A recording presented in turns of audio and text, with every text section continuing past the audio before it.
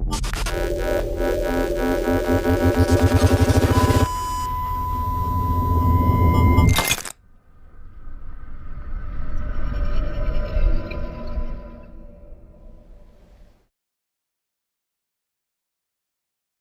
and welcome back to our analysis of Season 4 of Black Mirror. This is Episode 6, the final episode, Black Museum, which is very much a culmination of the season in so many ways, and riddled with references and callbacks and little subtle Easter eggs for us all to spot. Normally I'd say let's tackle the plot and then look at the references and Easter eggs as much as, obviously covering one or two throughout, but this one is very much more cover everything as I go, because it's so intrinsic to the plot and certain things, do sow seeds for later on even in this episode. But, we sort of go through the museum and I think it just would be more organic to follow as we see them. But right from the start, we're given an idea of what to expect from this episode. The fact they've chosen Always Something There to Remind Me rather than the usual Black Mirror unofficial theme does tell us, I think, a lot. It's not only about Nish and the fact that, she's remembering her dad in, this act that she's going to do, which I will get back to later because that's premeditated, but it's not played that way, so hold that thought for a second. But also in the fact that, this is a reminder to us, the people watching, to maybe heed these warnings and pay attention to what we're doing with technology, etc. But also it's a reminder to Charlie Brooker, Annabelle Jones and the rest of the team who've worked on this over the last 4 seasons of what they've achieved, of what they've done, and I think that also is a great thing to take away from this episode. It's very much a love letter from Black Mirror to Black Mirror, which is a weird sentence, but that's what it is.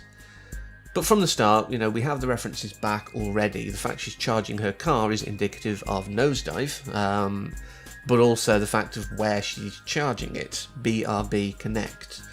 Anyone who's been on a chat service in the last 10 years will know BRB is short for Be Right Back, an episode title, the one with Donald Gleason and Hayley Atwell. So already we're given calls back, but that sort of pre the main overarching story of this anthology does give us the glaring issue which I mentioned briefly before. The idea of this is, it's all been premeditated. She's planned on going and making Rollo Haynes pay for what he's done to her family. But it's all played off as though it's, accident. She's just touring around and she goes to this place for fun. Happens to roll up before it opens and just mooches around. Even if she was expecting someone to be watching maybe, and was just like, well, act casual, I think she's acting too casual. That's, as much an issue perhaps in making sure the story worked without giving us the hints too early. If she was very much right, I need to go towards the AC to turn, to mess that up, etc. It would have perhaps keyed us in, but did we need to even show that then? Could we have just kind of had a pull up and go, ooh, that thing's there?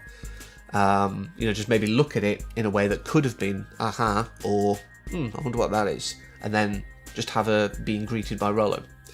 It's a small issue with, an otherwise great episode with, as I say, technically 4 great stories, because it is an anthology piece, which does cover a lot of things, particularly with neuroscience, which I think gives us a lot more callbacks than we'd have expected. But one of the first callbacks that I think we do see for definite is Scillane, Victoria Scillane, on the wall, on the little slideshow kind of thing. We see her for a brief second, so that already calls that back into the fact that this universe is connected to that. We already had that callback in the USS Callister episode, and there'd possibly been a white bear last time in Metalhead. But, it's something there. And then, of course, we go further towards the exhibit before we fully open into everything. And there is a wall of faces. And I'm fairly sure there's one which I'll highlight for you here. Which that to me just looks so much like Charlie Brooker, so I do think it's possibly him. There's possibly other members of the crew down there as well, but I don't know their faces as well. And another member of the crew actually appears quite early on as well, near the AC unit, which obviously we see to know that it's on the fritz. It keys us into that idea before it's mentioned verbally. And that's a guy by the name of Joel Collins, who we see the sort of mugshots for. Do I know that name? Should I know that name? It's making me want to find out, so I did actually look it up. and he is a production designer for Black Mirror. And he did say, I'm in the episodes in certain places, not always good, but I wonder if anyone will spot them. And yes, I see you, Joel Collins, I spotted you. He's also referenced on the whiteboard in the hospital later as well, but that's obviously quite subtle and not a massive issue. But the fact that his mugshot's there in this kind of wall of crime, this museum of crime, I think, might be indicated by him saying it's not the best place for him to have been spotted. As we get into the exhibit properly, we do see a lot more of these quick references.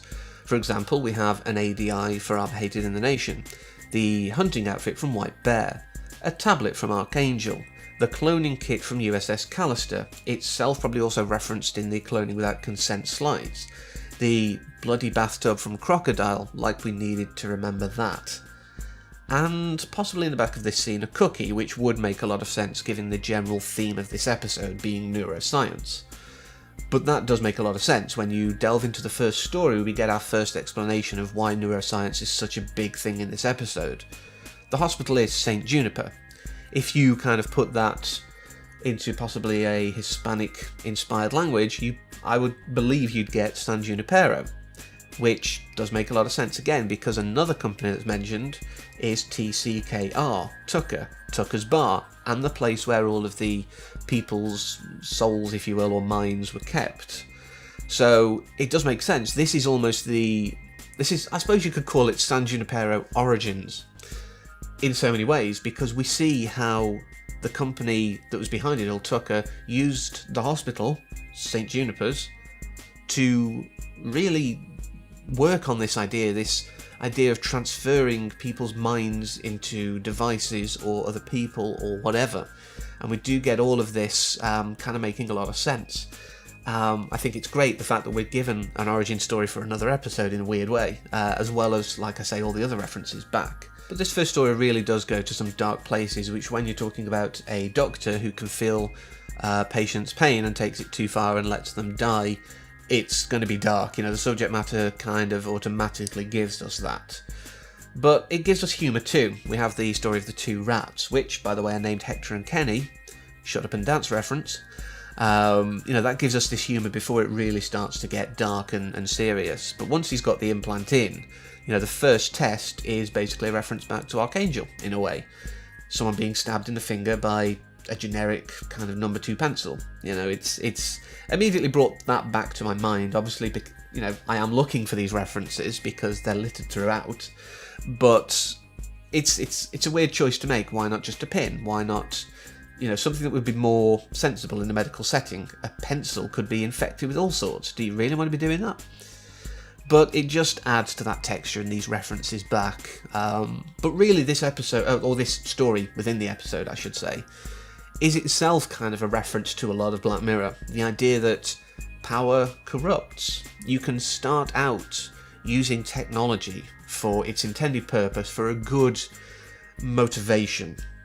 But eventually, as we see in so many of these stories, it goes too far.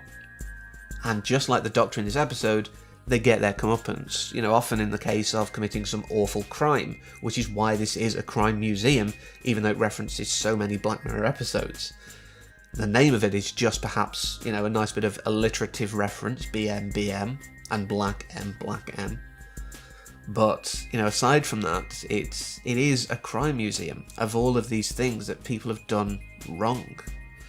But the big crime that, like I said before, kind of, gives us the overarching plot is that of Nish's father.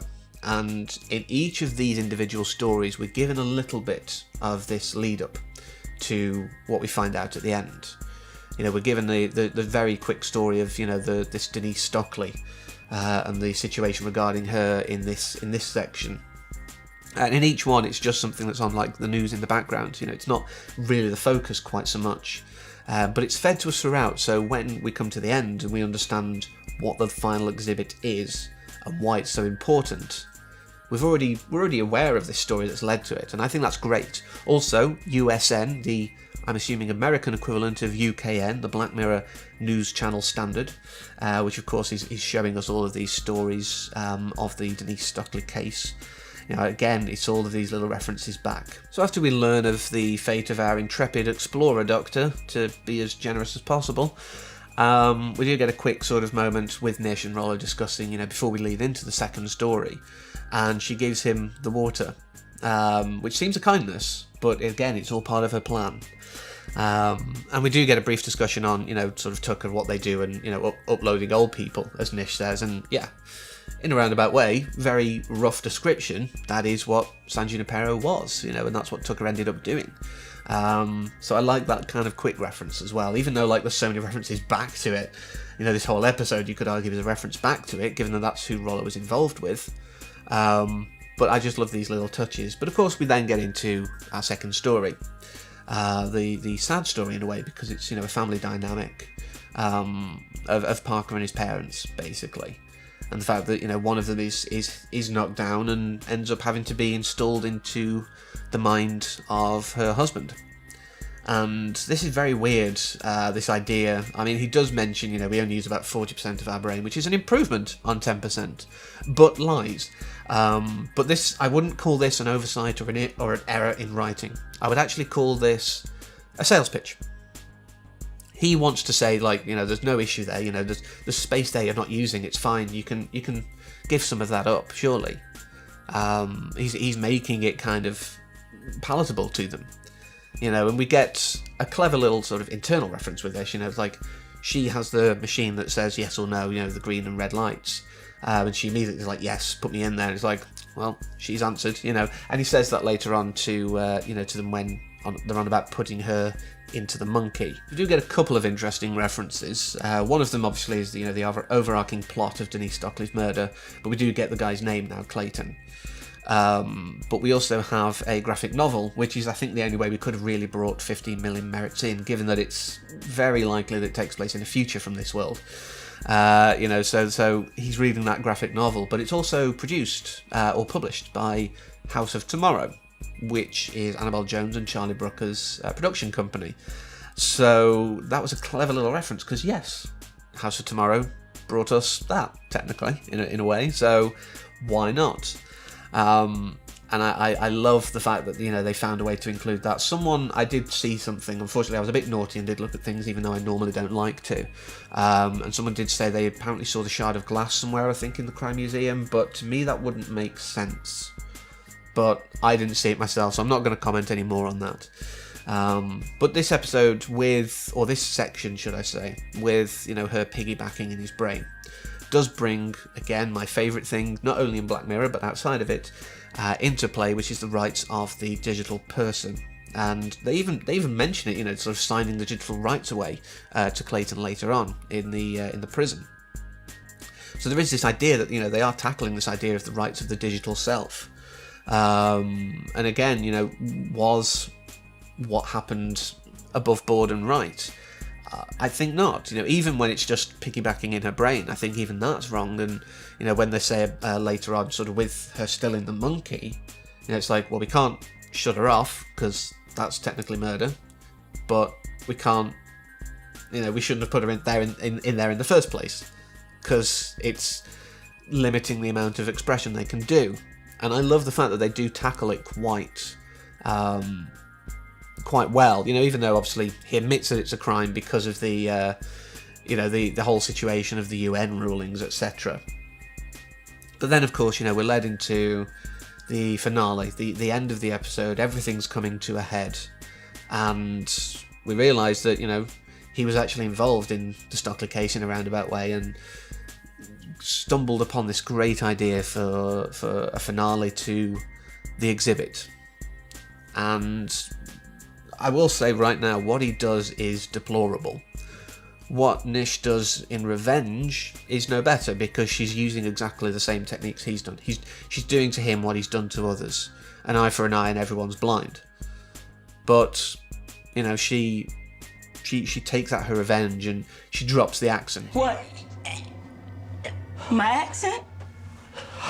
I'm not f***ing British. Sorry to disappoint. But she brings it all home to him. She says, this is what you've done. You've basically killed both my parents.